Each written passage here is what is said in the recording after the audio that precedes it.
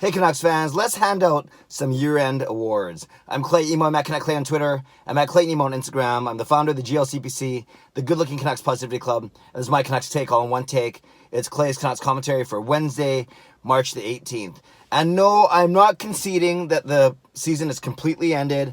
You guys know me, I'm the most positive and optimistic as they come. I truly do believe, and of course I truly do hope, that they do come back and finish the season, but we know they're not going to be playing for at least a couple months.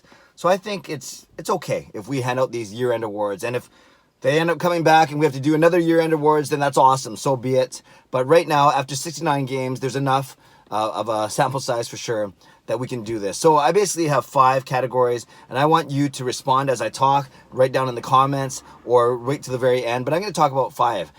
MVP, most exciting, most surprising, unsung hero, and favorite moment of the season. So let's get going right away. Like I said, comment as I'm speaking, comment with your own, and we can see how much we match up in our selections.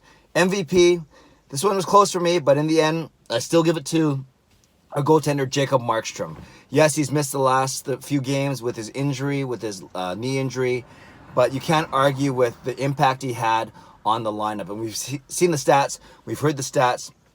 He alone was responsible for 8 wins that the Vancouver Canucks shouldn't have had. So 8 wins, take out 16 points, or maybe you get a loser point or a single point in some of those. So if you take away whatever, anywhere from 8 to 12 points off that 16 points total that he's helped us get, we are not in a playoff position. We are not even in the conversation.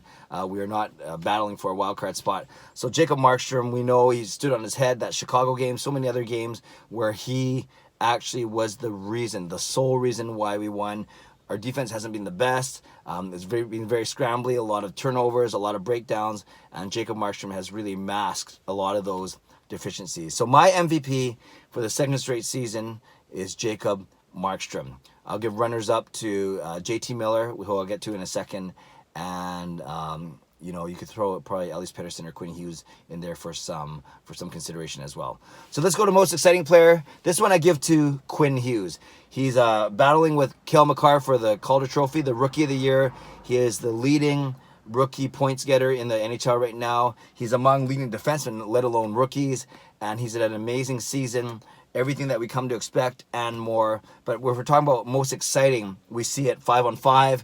We see it on the power play. The way he can skate, dangle, walk the line, pass, edge work, break out, break in, whatever you want. Every time Quinn Hughes gets the puck, there seems to be something exciting that happens, whether it's an end-to-end rush or whether it's him eluding opposing forwards on the blue line during a power play.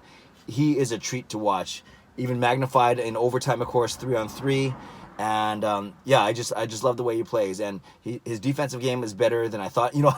I could be sarcastic and say it's exciting when he plays defense too, because he's not good at defense, but that's not true. He did very well, making up for his lack of his size with really smart defensive play. Still gets, I've talked about this before, still gets beat on the edge a few times, because if you have guys that skate just as well as him and are bigger than him, he has trouble with that. But overall, I think his defensive play has been quite solid as well. So Quinn Hughes, the most exciting player, and then I give Elias Pettersson and JT Miller the runners up for that one. So Quinn Hughes as my most exciting player.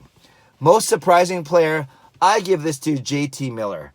We knew we were getting maybe a second line, first line player from the Tampa Bay Lightning and the New York Rangers before that.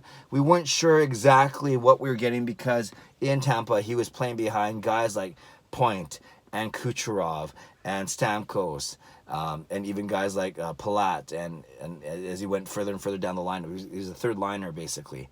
But he gets here, and all he does is lead the Canucks scoring by a few points over Elias Pettersson, who I think we could have all guessed or anointed him as the scoring champion before the season started.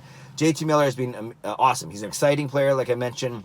He's really good on offense, got a really nice shot, really smart, really strong on the boards, great skater.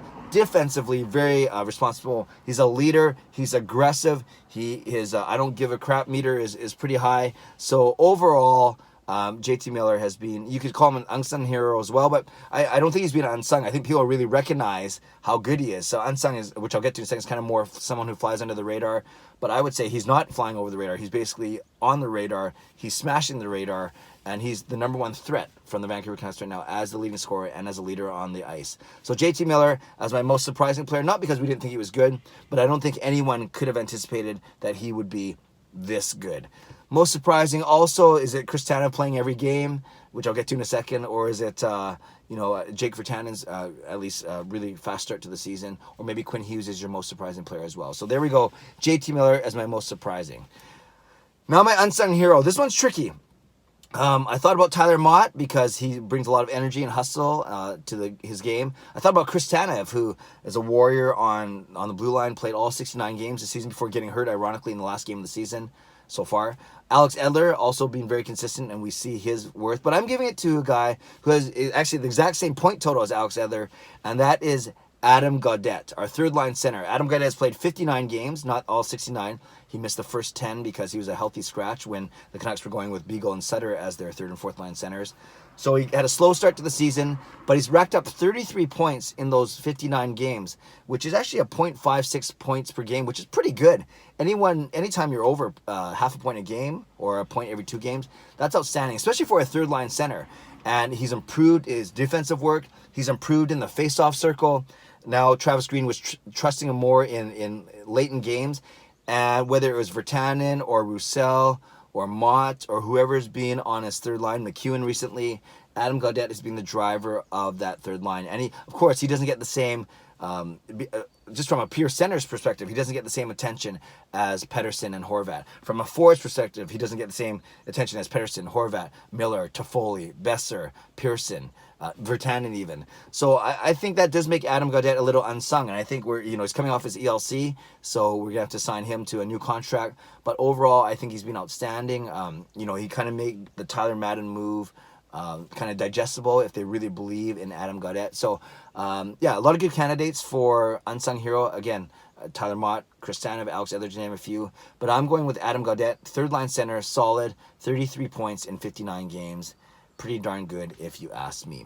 And then my favorite moment of the season. Of course, this has been a big season, 50th anniversary season for the Canucks, and 50th season, I should say. I don't think it's their anniversary season. Whatever. They're celebrating Canucks in 50, and there have been a lot of great moments. The opening night, Bo Horvat being awarded captain, Canucks beating the Kings, Drew Doughty pouting about a team like that. Alex Burrows going into the Ring of Honor. That was a special night. The 9-3 Boston crushing a few Saturdays ago. That was a nice night. And admittedly, selfishly, the night that they played the Brady Bunch song, the Canucks Bunch song that Marie and I made, and along with my brother Jason for somebody's night. To me, those are 4 really cool moments for me. But I think the biggest moment for me was undoubtedly being in attendance for the Sedin's retirement. The 1-hour pregame ceremony where Bieksa was bringing the house down, and of course the Sedins themselves with their very classy, as you'd expect, address, their thank you speech, and then the visual of seeing their banners, their jersey numbers going up to the roof of Rogers Arena. So I would give my favorite moment of the season to the Sedin's retirement. So there we go. My MVP, Jacob Markstrom. My most exciting player, Quinn Hughes.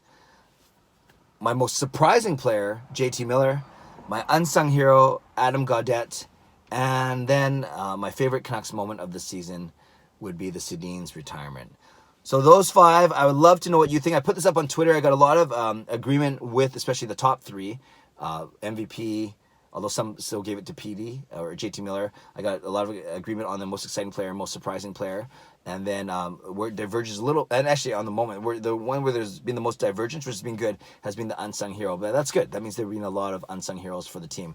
Canucks fans, I would love to know who your award winners would be if you had to award them right now after 69 games. Tell me who your MVP is, who your most exciting player is, who your most surprising player is, who your unsung hero is, and what has been your favorite Canucks moment of this special season. Leave a comment below.